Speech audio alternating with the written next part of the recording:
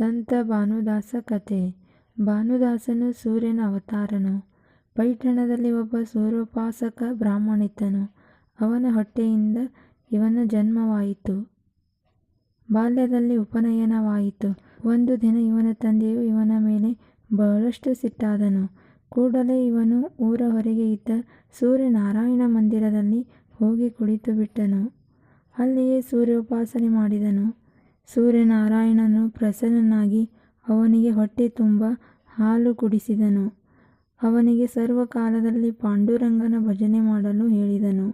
ಸಂಕಟ ಸಮಯದಲ್ಲಿ ತನ್ನನ್ನು ಸ್ಮರಿಸಲು ಹೇಳಿದನು. ಮನೆಯಲ್ಲಿ ತಂದೆ ತಾಯಿಗಳು ಮಗನನ್ನು ಹುಡುಕುತ್ತಿದ್ದರು. 7ನೇ ದಿನ ಭಾನುದಾಸನು ಸೂರ್ಯನಾರಾಯಣ ಮಂದಿರದಲ್ಲಿ ಇರುವುದು ತಂದೆ ತಾಯಿಗಳಿಗೆ ಗೊತ್ತಾಯಿತು. ಅವರು ಅವನನ್ನು ಸಮಾಧಾನ ಮಾಡಿ ಮನೆಗೆ ಕರೆದುಕೊಂಡು ಬಂದರು. ತುಸು ದೊಡ್ಡವನಾಗಲು ಆತನ ಮದುವೆ ಮಾಡಿದರು.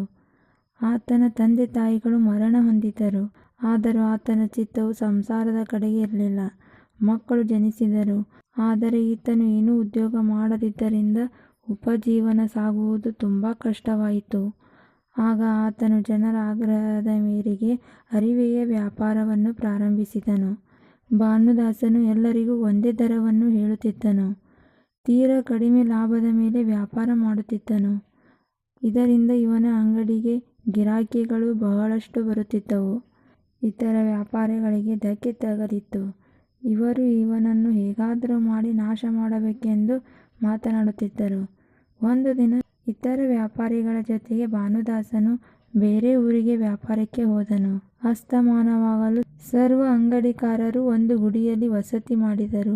ಉಳಿದ ವ್ಯಾಪಾರಸ್ಥರು ರಾತ್ರಿ ಮಲಗಿದರು. ಭಾನುದಾಸನು ಕೀರ್ತನೆ ಕೇಳಲು ಹೋದನು.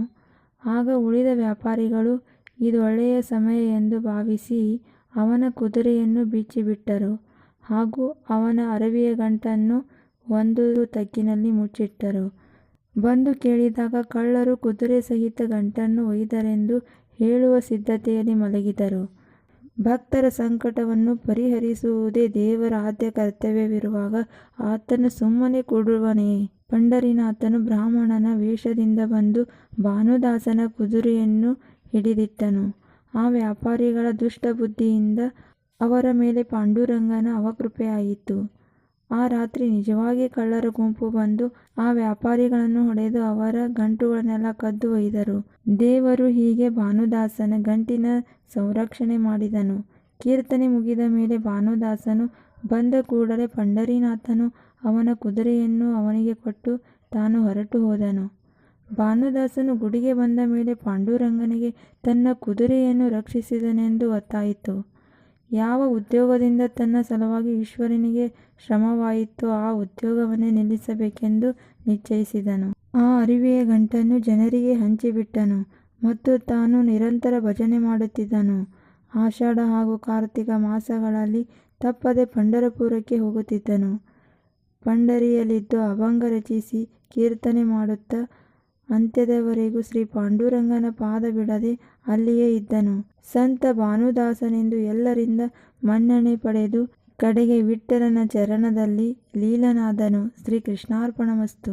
ಹರೇ ಶ್ರೀನಿವಾಸ, ಹರೇ ಶ್ರೀನಿವಾಸ.